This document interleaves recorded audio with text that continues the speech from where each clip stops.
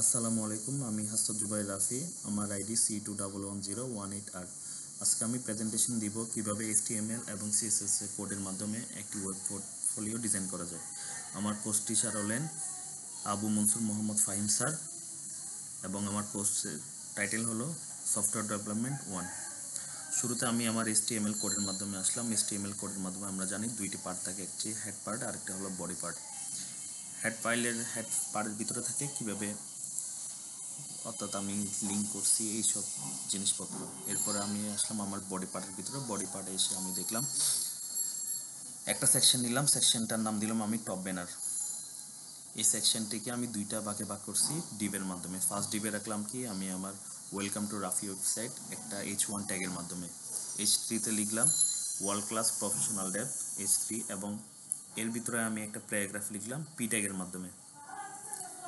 এরপরে সেকেন্ড ডিভের ভিতরে আমি রাখলাম কিভাবে আমি আমার ইমেজটা আনলাম। ইমেজটি আনার সিস্টেম হলো ইমেজ src সোর্স, যেখান থেকে আমি আনবো image/profile.jpg, অর্থাৎ আমার ছবিটা যেখানে অ্যালোকেট করা আছে।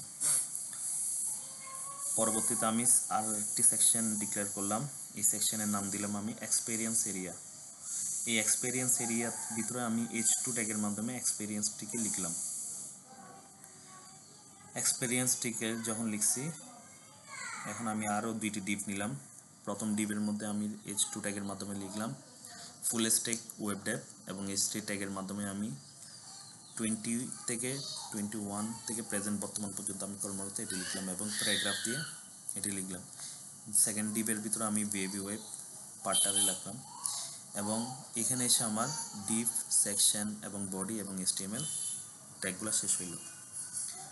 এটা গেল আমার HTML কোডের মাধ্যমে কিভাবে আমি ডিজাইন করছি। এখন আসা যাক আমার style.css। style.css এ মূলত কাজ করে কি, একটি ওয়েবসাইট কিভাবে আমি ডিজাইন করব, অর্থাৎ colour grading, padding, scaling, merging কিভাবে ইউজ করব, অর্থাৎ পিক্সেল কত হবে, উইথ কত হবে, অর্থাৎ এইসব আমি ডিজাইন করা হয় style.css এর ভিতরে।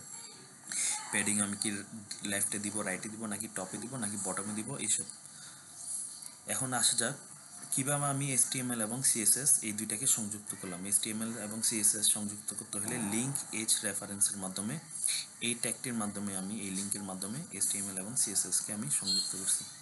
তো আমার প্রেজেন্টেশনটা আজকের জন্য এখানে শেষ করলাম। ধন্যবাদ সবাইকে।